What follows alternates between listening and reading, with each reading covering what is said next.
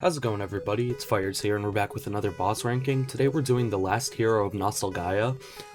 This game took me about 12 hours to do the main game and the DLC, and oh my god, it is my favorite Souls-like I've ever played. It's genuinely hysterical, the combat is so satisfying, and the level design is impeccable, the bosses are impeccable, but I'll stop stroking the game for a little bit. I did confirm to miss one boss, the final boss in the DLC, which you have to do a quest line in the main game to get to, so I'm not going to be including her, but she seems really hidden, so it seems like a lot of people have also missed her, so let's just get right in with the first boss. Number 10, Brendon Merkle. The easiest boss in the Last Hero of Nostalgaia is Brendon Merkle, the man who tells you to hit him in the beginning of the game and then helps you kill one of the harder bosses later on in the game, is our easiest boss. He looks very intimidating, like as you see him throughout the game, and he's after a gank fight, like immediately after. You have no reprieve, there's no beacons or anything, but he's really not that bad. You're probably thinking, holy shit, another boss, but he dies in like 10 hits. His attacks do minimal damage, and he has the most telegraph swings ever. He's so fucking weak that he has a health bar above his model, just because he's like a basic enemy. Why is he even on this? Number 9 is the arena gank fight in the sewers. 3 very funnily named, or maybe 4, I don't even remember, that's how forgettable it was. 3 pot-headed warriors in the fucking sewers with a crowd around them. It's just basic NPCs. You fought these people throughout the entire game.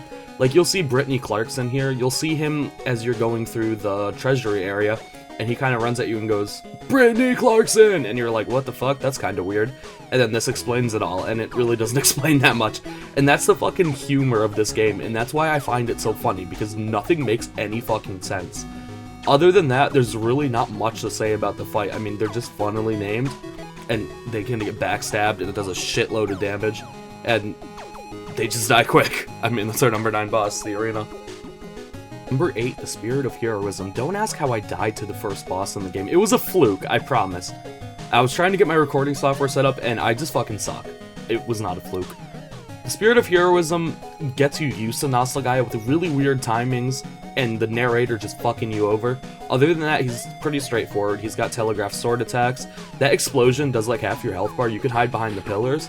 That attack that he's doing right there is kind of hard to dodge, with like the blue smelter demon from Dark Souls 2 wind up. Other than that, he kind of has range on that specific attack.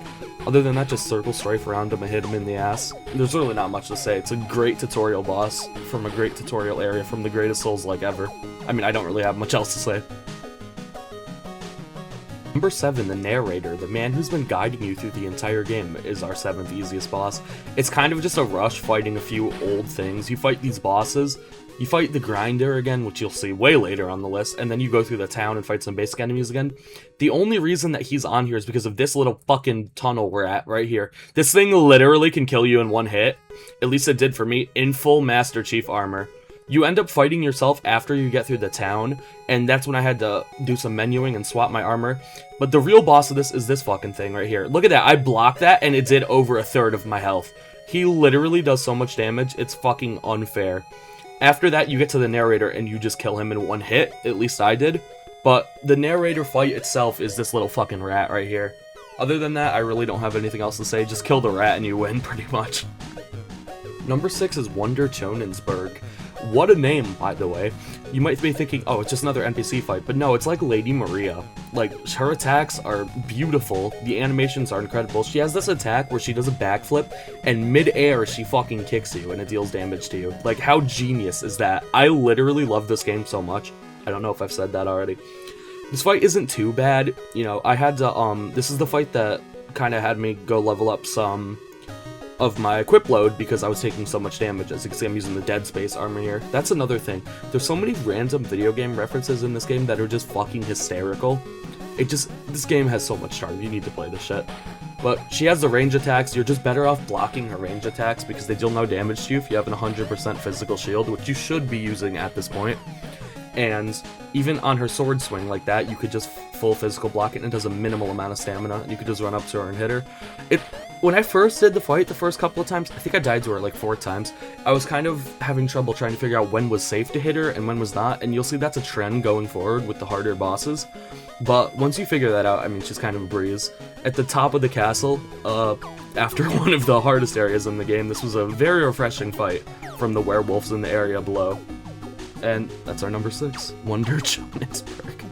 Number 5, Luivanni's Anger, the final boss of the best area I've ever seen in a Souls-like, Leisure Lake.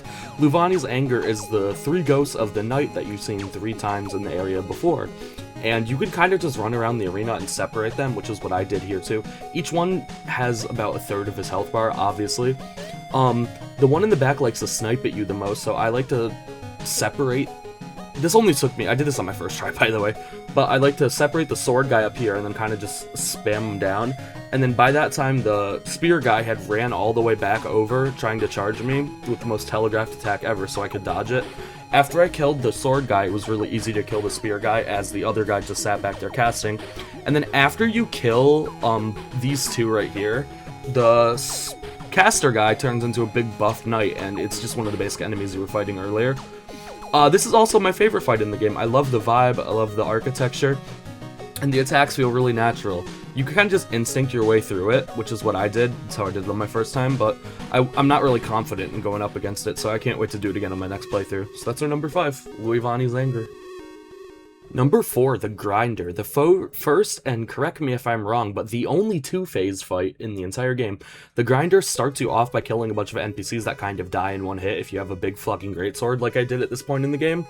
And then after that, you get this kind of blob of mess that looks like the Rotten from Dark Souls 2, and he's pretty easy, and then you get him down, and the game's like, no, fuck you, here's a whole other health bar.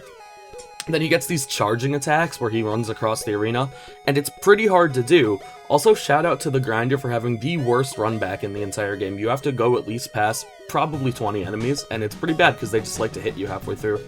The Grinder itself, in the original, like when you get into the first phase of the meat shack, he has 1/4 of his health bar, and you're like, oh, thank God, and then he does the second phase stuff. Other than that, I really like this fight. I really like the area, too, and it's a cool boss to cap off a cool area, and that's our number 4, the Grinder. Number 3, the first boss of the DLC, and the boss that is in the Nostalgaia version of Blighttown, the Minecraft area. Eve is a fight where you run across this room, each time, by the way, each time after you die, killing a shitload of enemies while she snipes at you with explosives. So you're going to be down at least like 4 of your heals going into this, I'm not going to lie. And then, not to mention, her phase after that is incredibly difficult, where it takes probably 50 hits to kill her with my weapon, at least, which was a fully upgraded Crucible at this point. And obviously I'm using Dead Space Armor and the Master Shield, that's what I used for the majority of the game after our final boss. But she has, it's really hard to read her attacks when she's in her final phase when you're in the lava pool, because she's a Minecraft character, obviously. She doesn't have, like, wind-ups on her arms or anything, so she just kind of swings. And it's kind of like Steve in Smash Bros, where it's like, holy shit, what the fuck do I do against this? She likes to spawn enemies throughout that phase too, depending on how low she gets. Each 1/3 of her health bar she spawns enemies. I just ran around them, and pro tip, using the Forgotten NPC blood vials on your weapons drains the fuck out of her health, and it got me to having her to 1/3 of her health after like 6 hits on this attempt when I discovered it. So you should definitely use that, because this fight is inherently unfair, and the game gives you more unfair shit to go against it with. But other than that, I really like this fight. I like the visuals, obviously. You know, it's fucking Minecraft. What else can I say? Number 3. Number 2, Mercucio. Mercucio is obviously supposed to be Mario. As you'll see, he jumps around, goes into pipes and shit. He's using a fucking pipe, for God's sake. He uses stars. And at the beginning, you're gonna be like, holy shit, I'm doing no damage. And that's because when you hit him enough, he turns small and then fucking hops around and snipes at you. Then he proceeds to jump back onto his throne in the back and heal himself to full, and then come back out big again, which you have to DPS him down the same amount, and then he turns small, and then he starts taking damage, like actual damage. This fight is pretty difficult just based off the fact of how tanky he is. At least for me, I only had my weapon upgraded to plus 4 at this point. So after this, or so for this fight rather, I was seriously doing no damage. Like, it probably took me like 100 hits to kill him here, I'm not gonna lie. Not to mention, some of his attacks, like the sweeps, just have crazy huge hitboxes, almost like the Fume Knight from Dark Souls 2. Like, he'll swing forward, and then he'll just step back and swing it backwards. Like, here you see him jumping around and sniping at you.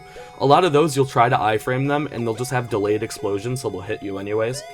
But this is our final boss, they had to make it hard, and I think it's a great fight.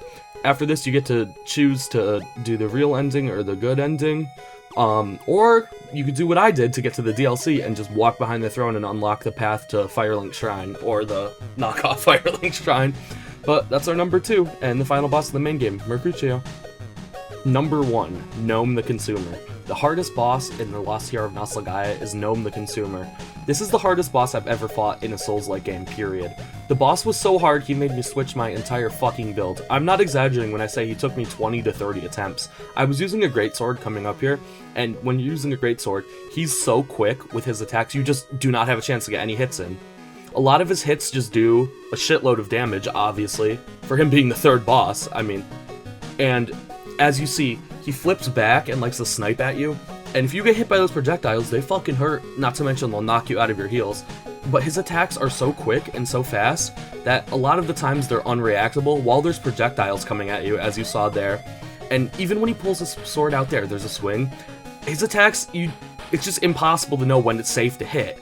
Like, this was like my 30th attempt on him, as you could see. You could kind of circle strafe around him, but he's gonna hit you and knock stamina off your shield. And oh my god, it was brutal.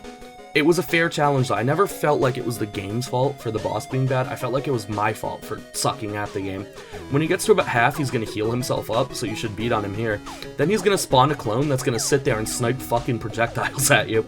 You wanna run back and DPS him down, but that's kind of hard to do when you're getting hit out of your attacks from the projectiles and getting attacked by the real gnome, while the other fat gnome is just sitting there. His elegant moveset complements his fat fucking physique so well. And I think this is one of my favorite fights I've ever seen in a video game ever. Not to mention the hardest fight I've ever seen in a video game ever. So that's our number 1 and the hardest boss in the Last Hero of Nostalgaia, Gnome the Consumer. And that's all I've got for my boss ranking of the Last Hero of Nostalgaia. Let me know what you thought in the comments. As I've said a million times throughout this video, this is the best Souls-like I've ever played. It's incredible. I really think everybody watching this video, if they haven't played it already, needs to play it. I was thinking about doing a ranking of the areas from worst to best because I love this game so much. I'm gonna sit down and play through the entire fucking game again. So let me know if you'd like to see that in the comments, or if you'd like to see another boss ranking. Let me know how you guys rank the bosses, and I'll see you guys in my next boss ranking or my next video. Have a good one.